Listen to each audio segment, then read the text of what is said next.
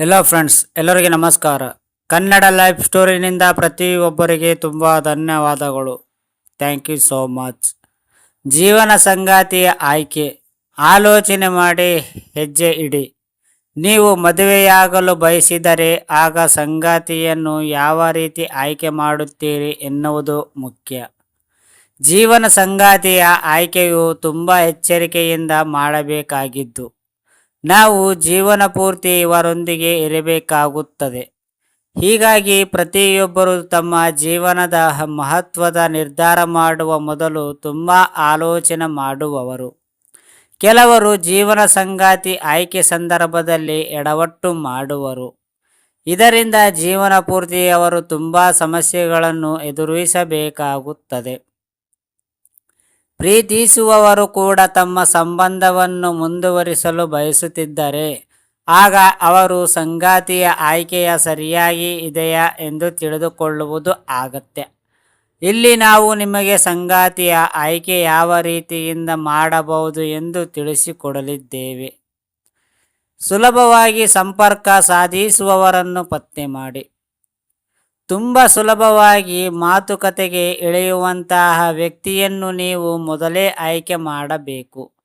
ಇದರಿಂದ ನಿಮಗೆ ಯಾವುದೇ ವಿಚಾರ ಹಂಚಿಕೊಳ್ಳಲು ಹಾಗೂ ಮಾತನಾಡಲು ಸುಲಭವಾಗಲಿದೆ.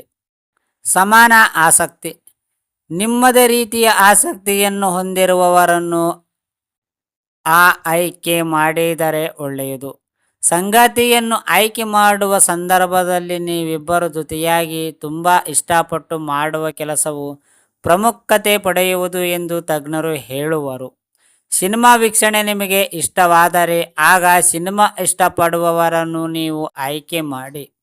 ಇದರಿಂದ ಜೀವನವು ಆಸಕ್ತಿದಾಯಕವಾಗಿರುವುದು. ಸಂಗಾತಿಯ ಜಾಣ್ಮೆಯನ್ನು ಪರಿಗಣಿಸಿ. ನೀವು ಜೀವನದಲ್ಲಿ ಸಾಧನೆ ಮಾಡಲು ತುಂಬ ಹಿಂದೆ ಇದ್ದಾರೆ. ಆಗ ಸಂಗಾತಿಯ ತನ್ನ ಸಾಧನೆ ಉತ್ತಮವಾಗಿದ್ದರೆ ಆಗ ಇದರಿಂದ ಸಮಸ್ಯೆಯೂ ಆಗಬಹುದು. ಇಬ್ಬರ ಸಾಧನೆಯನ್ನು ಗೌರವಿಸುವುದನ್ನು ಮೊದಲು ಕಲಿಯಬೇಕು. ಕುಟುಂಬಗಳ ಗುಣಮಟ್ಟ. ನೀವು ಸಂಗಾತಿಯನ್ನು ಆಯ್ಕೆ ಮಾಡುವ ಸಂದರ್ಭದಲ್ಲಿ ನಿಮ್ಮ ಹಾಗೂ ಸಂಗಾತಿಯ ಕುಟುಂಬದ ಗುಣಮಟ್ಟವನ್ನು ಅಳೆಯಬೇಕು. ನಿಮ್ಮದೇ ಸಮುದಾಯದ ಸೇರದ ವ್ಯಕ್ತಿಯನ್ನು ಆಯ್ಕೆ ಮಾಡುವುದರಲ್ಲಿ ತಪ್ಪೇನಿಲ್ಲ. ಆದರೆ ಅವರು ನಿಮಗೆ ಹೊಂದಿಕೊಳ್ಳುವಂತಿರಬೇಕು. ಪರಸ್ಪರರನ್ನು ಗೌರವಿಸಿ. ನಿಮ್ಮ ಕನಸು ಹಾಗೂ ಗುರಿಗಳಿಗೆ ಯಾವುದೇ ಗೌರವ ನೀಡದೇ ಇರುವ ವ್ಯಕ್ತಿಯ ಜೊತೆಗೆ ನೀವು ಜೀವನ ಸಾಗಿಸಲು ಆಗದು.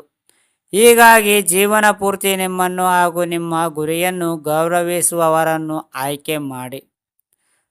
ನಂಬಿಕಸ್ಥರು. ನಂಬಿಕೆ ಎನ್ನುವುದು ಇಂದಿನ ದಿನಗಳಲ್ಲಿ ಕಡಿಮೆಯಾಗುತ್ತಿದ್ದರೂ ಜೀವನದಲ್ಲಿ ಇದು ಅತಿ ಅಗತ್ಯ ಮತ್ತು ಸಂಗಾತಿಯು ತುಂಬ ನಂಬಿಕಸ್ಥರಾಗಿರಬೇಕು. ಪರಸ್ಪರರ ಮೇಲೆ ನಂಬಿಕೆಯೂ ಇರದೇ ಇದ್ದರೆ ಆಗ ಖಂಡಿತವಾಗಿ ಇದು ಸುಖ ಸಂಸಾರಕ್ಕೆ ಅಡ್ಡಿಯಾಗುವುದು. ಜೊತೆಯಾಗಿ ಸಮಯ ಕಳೆಯಿರಿ. ನಿಮ್ಮಿಬ್ಬರ ಆಸಕ್ತಿಗಳು ಒಂದೇ ರೀತಿಯಾಗಿ ಇದ್ದರೆ ಆಗ ಖಂಡಿತವಾಗಿಯೂ ಜೊತೆಯಾಗಿ ಸಮಯ ಕಳೆಯಬಹುದು. ನೀವಿಬ್ಬರು ಜೊತೆಯಾಗಿ ಹೆಚ್ಚು ಸಮಯ ಕಳೆಯಿರಿ ಮತ್ತು ನೀವು ಇದನ್ನು ತುಂಬ ಇಷ್ಟಪಡುವಿರಿ. ಅರ್ಥ ಆಯ್ತಾ ಫ್ರೆಂಡ್ಸ್? ಈ ಸ್ಟೋರಿ ಕೇಳಿದ ಪ್ರತಿಯೊಬ್ಬರಿಗೆ ತುಂಬ ಧನ್ಯವಾದಗಳು.